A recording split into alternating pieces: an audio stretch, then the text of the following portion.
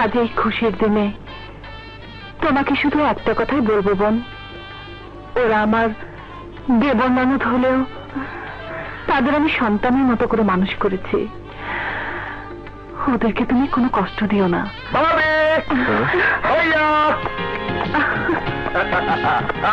আমি এসে গেছি। নতুন ভাবি আমাদের বড় ভাইয়ের আগে বিয়েটা সেরে ফেললি? আসলে বিয়েটা হঠাৎ করে হয়ে গেল, তাই তোকে খবর দিতে পারিনি। খবর দিসনি বুঝলাম, কিন্তু তাই বলে আমার সঙ্গে পরিচয় করে দিবি না? ও চাঁদনি, এ হচ্ছে আমার বড় ভাই অজয়। আসসালামু আলাইকুম।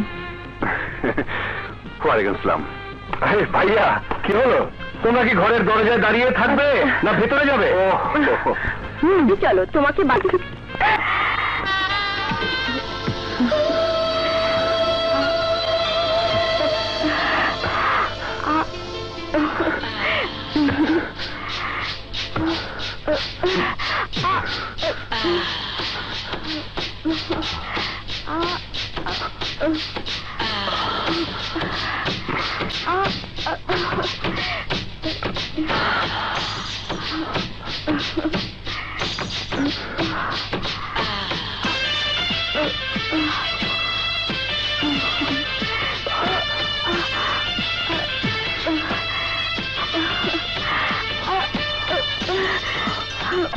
আমি কোনো কথা শুনতে চাই না, কোনো কথা শুনতে চাই না। যে কোনো উপায় হোক, মাল চাই, মাল চাই, মাল। প্রয়োজনে ওদের জাহাজ ডুবিয়ে দিবি, লাশের পর লাশ যেন ভাসতে থাকে নদীতে, কেউ যেন বাঁচতে না পারে, কেউ যেন বাঁচতে না পারে। রক্তের স্রোত যেন বয়ে যায় নদীতে, রক্তের স্রোত।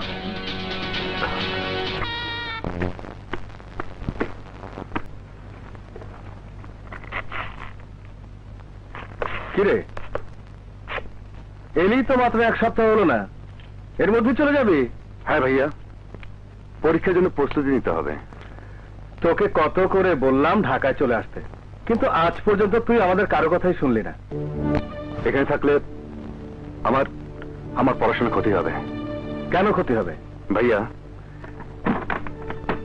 এই কেন তো তুই খুব ভালো করে জানো। আমি আসলে তোমাদের এই পিস্তল বন্দুক নিয়ে খেলতে ভালোবাসি না।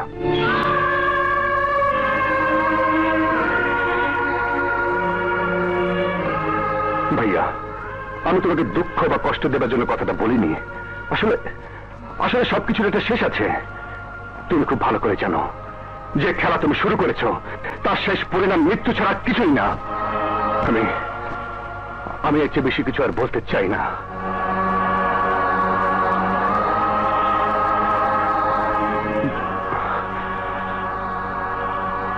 ভাইয়া, ভাইয়া, আমি তোমাকে কষ্ট দিয়ে থাকলে আমাকে ক্ষমা করে দিও। আমাকে ক্ষমা করে দিও।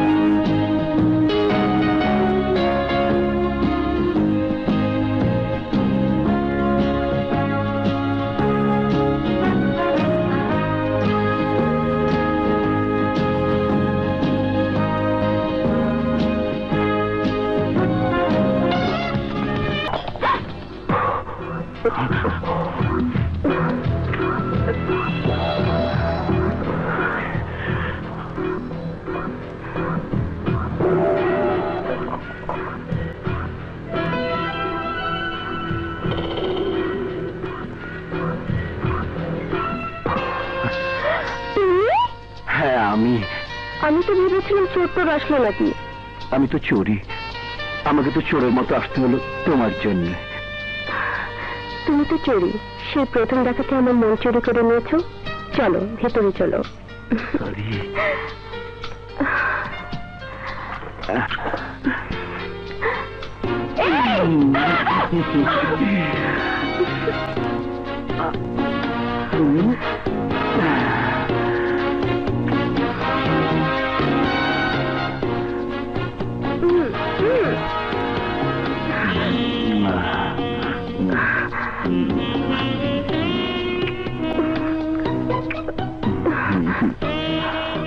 Mich sicher.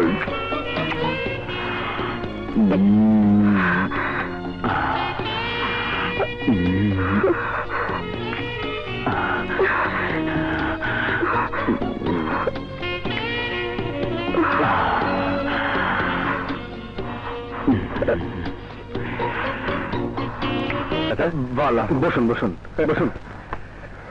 তারপর চাচা, কেমন চলছে আপনার ব্যবসা? ব্যবসার করবার পারলাম কই, আমার পেটে লাথি পড়ছে বাবা। কেন, কি হয়েছে? আমার হোটেলের সামনে বড় একটা 5 তারা হোটেল হইতাছে, এরা আমার জায়গা থেকে জোর করে আমারে খেদাইবার চায়। 2 দিন আগে মাস্তান পাঠায় আমার দোকান ভাঙিয়ে দিছে বাবা।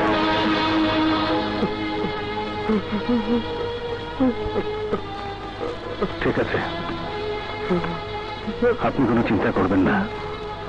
আপনি আমার পরিবারকে একদিন বাঁচিয়েছেন, আজ সে ঋণ শোধ করার সুযোগ পেলাম। আপনি দোকানে যান, আমি দেখছি।